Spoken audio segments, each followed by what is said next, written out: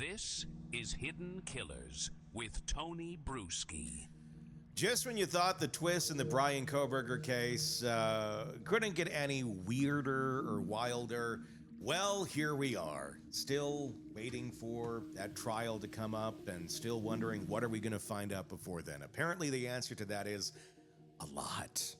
This week, we've got fingernail DNA evidence that may or may not matter, a surprise autism-based death penalty challenge, and a set of eerie text messages and a 911 call from the surviving roommates finally making their way into the public eye. And let's not forget, this whole thing is still a legal chess match with enough sealed court filings to make the CIA jealous. But here's the real kicker. The defense is now pursuing or pushing an argument that Kohberger's autism should spare him from the death penalty. The question is, does an argument like that actually hold legal weight, or is this just a strategic Hail Mary trying to humanize Bryan Kohberger before we actually get to trial? Joining us, retired FBI Special Agent Jennifer Coffindaffer, host of the podcast and YouTube channel Break the Case. Be sure to check that out wherever you get podcasts or on YouTube. Jen, let's start with this. The defense is arguing that Kohberger's autism makes him less culpable and thus ineligible for the death penalty. From your experience in the Bureau, does this hold up as a serious legal argument, or are we watching, really, again, the defense team trying to humanize Bryan as much as possible before this gets to court? Well, I think they're certainly looking at every possible way to, as you say, try to humanize him. I mean, this was really caught most of us that have watched this case so closely off guard, and this is why. This is the first time we've ever heard of autism even mentioned. Yeah. After all these 2.5 years, there's been many other, filings, many other hearings. Oh, nothing has ever mentioned. And then all of a sudden this is mentioned. The other issue is there's so much precedent that this does not, you can't be autistic and that cover up a crime. No. In other words, explain a crime, excuse a crime. So from that standpoint, it's not going to work. Will it possibly mitigate the death penalty, the firing squad? Remember, that's what they're pushing for, is the firing squad, not just the lethal injection. Mm-hmm. And that is the interesting point, because that will be voted on. If he's found guilty. But I think it's very interesting that it seems like the defense thinks he's going to be found guilty. I mean, I know they're supposed to head some of this off at the past, but wow, the fact that they would bring up this autism apparent diagnosis all of a sudden is really interesting, Tony. Because if they do bring this up, if it is allowed in, they could also bring this into the actual case too, right? It doesn't just have to be brought up in the sentencing part. Well, this is the thing. In Idaho, there is absolutely no excuse for a mental incompetency or a mental issue allowed in their law. There's other states that have other laws on this, but Idaho is very firm on that. So really, it can only be used to mitigate.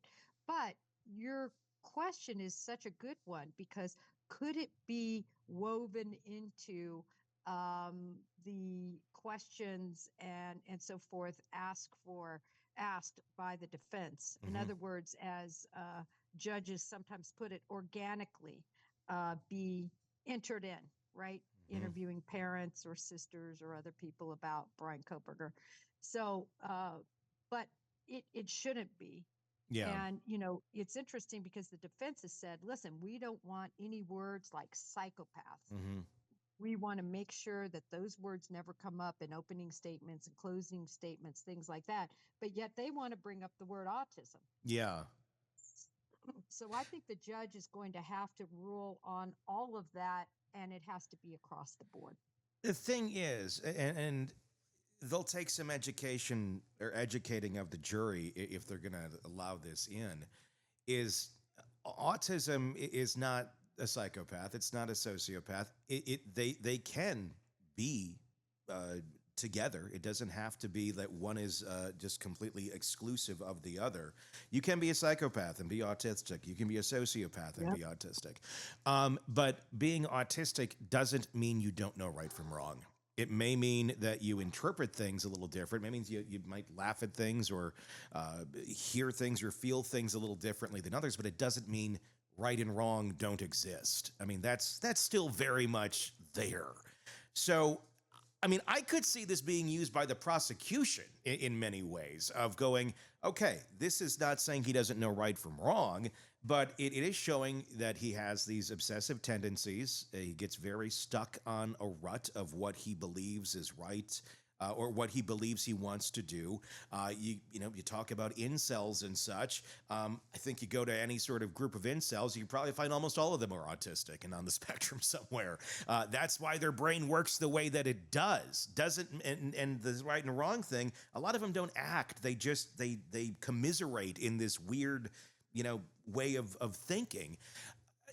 To me, I mean, I looked at Kohberger from day one and went, he's autistic, without a doubt. He's on the spectrum somewhere. And I'm not a doctor. I'm not a psychologist. I would guess he's somewhere in the Asperger's realm of the world, where there's just that disconnect in very, very different ways and obsessive ways of thinking of things.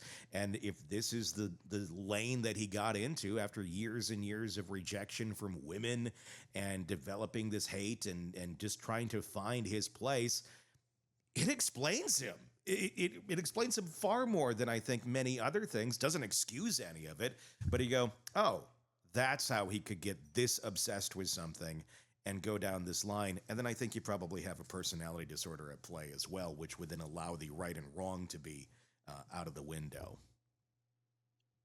Tony, on just talking with many different people regarding this and on social media, on X, talking about this particular thing, there are so many people in true crime that are autistic, right? Yeah, They have completely. autism, I should say. Yeah. And all of them vehemently say, this is, we're not murderers. We're not this. Yes. We're not, we're regular people Yeah. who are maybe socially, not as Yes. comfortable, really. And the other thing is, Tony, I take a look at the times he's interacted with police, because there we get to see him in action. And we have a lot of footage with him interfacing with police. The 2 interdiction stops in Indiana, and the stop with the female police officer for making a left turn on a red light. That was a long interaction. He doesn't come off as, from my experience, being socially shy, not looking you in the eye. I mean, he stares these people down. He's very strong. He's not at all intimidated. He doesn't seem like a fish out of water to me in terms of his social interactions at all. So I have to look at that. When I look at, I'm going to disagree with you on that. As Sure. someone, I do disagree on that. As someone myself, I've never been diagnosed, but I fairly well believe I'm somewhere on the Asperger's spectrum, and I use it as a superpower, and that's why I always say, like, this can be a superpower too. It can make you insanely driven and able to focus on things in ways that neurotypicals can't, and you can be super successful. Some of the most successful people in the world have been. Yeah. But with that, when I watch him, I see it right away.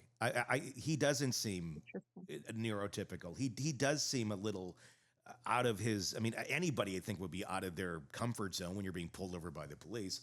But I don't know. I think I have a feeling that there is something going on there. Now, it does not explain right and wrong, that being gone. But I think, again, I feel like it does explain his odd behavior, the things he was noticing earlier in life, his obsessive behavior, his just very rigidness that he has. Because, again, it's a spectrum. People are all over on this. You can be super successful and use it for good. You can be highly functional. You can be very low functioning. He, I would say, probably highly functional, but, again, works in his own world, and there's not a lot breaking into that. So I don't buy that it should be a a reason not to execute him. Just autism alone is not a reason not to execute someone. If we get into other things, if we can see he's a psychopath, a sociopath, I'm all cool with that too. But then I think you have even more grounds to go, this person really is not right. Want more on this case and others? Then press subscribe now and don't miss a moment of true crime coverage from Tony Bruschi and the Hidden Killers podcast.